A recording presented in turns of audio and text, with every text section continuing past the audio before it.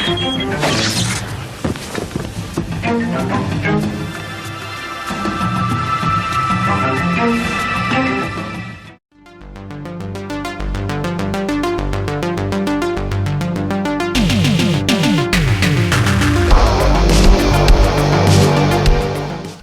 are talking Chameleon, a 1998 movie directed by Stuart Cooper and stars Bobbie Phillips. We are talking Chameleon. Now, this was actually made as a featured TV movie in hopes of becoming a series. It never became a series, but it did become a trilogy of made-for-TV movies. This being the first one. This is actually a film when I was into the days of VHS that I was desperate to see and was incredibly hard to find. But eventually, I tracked it down and got it on kind of VHS.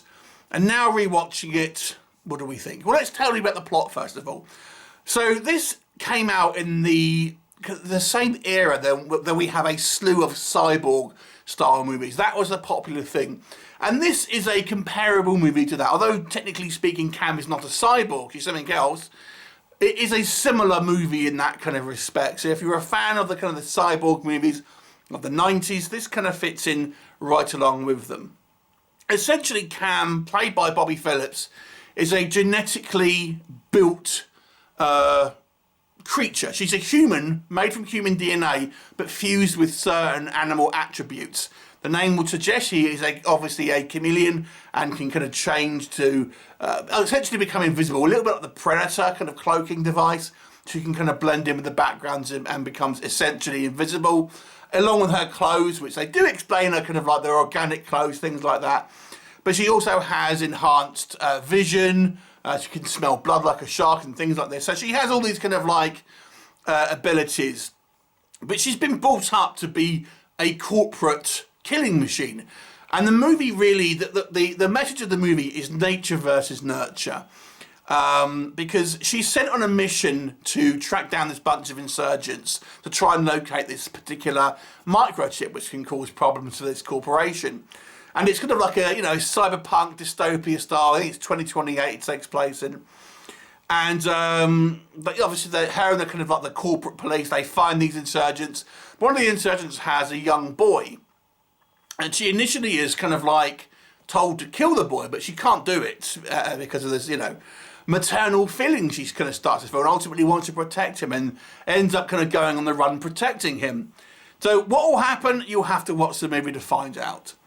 So let's talk about what works. I think Bobbie Phillips is a likeable screen presence in this movie. And I've got to say, I think she did a pretty good job with the acting here. The character of Cham, who is like kind of our main character, has a reasonable arc within the movie where she's starting out, she's essentially ruthless and cold and down to business, willing to do pretty much anything. And as the movie progresses, she is obviously softened by her contact with the young boy and other characters as the movie goes on. So she has a clear kind of arc within the movie, and I think Phillips does a good job here of a likeable kind of screen persona that feels, imposing, but also kind of relatable at the same time. So I like that. I also like the way that the character of Cham was actually written, because she is kind of ruthless. I mean, and also it has a fair amount of sex for a kind of a TV movie, because the character of Cham is quite happily to sleep with people, kind of like, like a spy almost, to kind of get what she needs. And I was surprised that's a kind of a route that she takes on more than one occasion for a somewhat otherwise sanitized kind of TV movie. Again, it kind of adds that sort of a little bit level of adultness, I think, to the movie. I gotta say, I think for a kind of a 90s TV pilot, this is what it is, the digital effects making Cham invisible are pretty good. They're kind of like acceptable for that kind of time period. And, they're not overused, but I'd rather they used sparingly and done well than kind of looked crap, to be honest with you. And there are some attempts here to have, although it's very low, we're going to talk about some of the issues with it, but there are a couple of attempts here to kind of have a futuristic, kind of like cyberpunk kind of style aesthetic around the kind of the city and things like that. There's a couple of okay fight scenes. I did like some of the costume design, her kind of like motorbike with her kind of helmet. It all looks very kind of like 90s cool.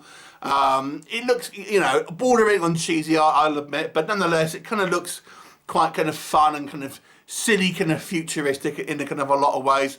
And I actually kind of quite like the kind of the kid actor as well, who plays this little boy who's just kind of trying to protect.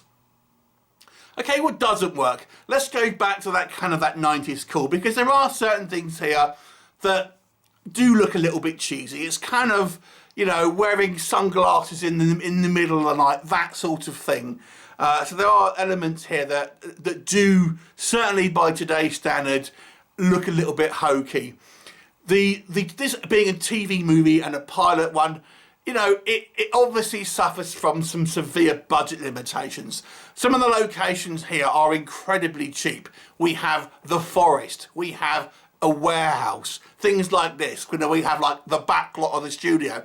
There's just some very kind of cheap locations here that really, you know, go somewhere trying to hide the fact that this really has not a huge amount of money behind it. But it kind of makes it look very drab and kind of bland at the kind of the same time. I think some of the action sequences weren't particularly kind of thrilling. The movie never really, I feel like it goes for the jugular in regards to being dynamic. You know, the action sequences are all quite mundanely shot. There's also some kind of like some typical kind of cheesy things that happens. You know, there's a forced love story, which I did not think, you know, that it just makes it go into typical trite TV melodrama. You know, she finds the guy, this leader of the resistance, and of course he's an age-appropriate, attractive single male that, of course, she has ends up having, you know, falling for it, things like that. It's just like typical kind of like cliche, cheesy things that kind of happens within the movie. I think some of the performances as well, again, are a little bit kind of cheesy. Outside of Bobbie Phillips, there's a couple of recognisable names, but there's no one here that has gone on to kind of become like, you know, a particularly well-respected actor, I wouldn't say. And, you know, it ultimately becomes fairly mundane, fairly kind of average. I think that the best thing about this TV movie is both Phillips as an actor and the way the actual Cham character was written, but the movie that surrounds them isn't particularly interesting. It's just kind of like a very, very standard made-for-TV kind of science fiction movie with kind of like no frills and things like this.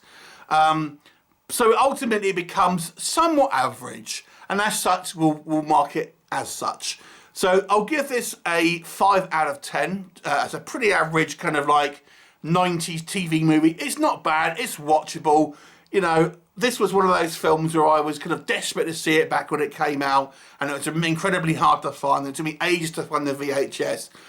And looking back at it now, it's kind of like, I don't know why I was so kind of like excited about it. It reminds me a little bit of Black Scorpion in a sort of way, another kind of 90s superhero-esque movie, although that was far more cheesy than this one.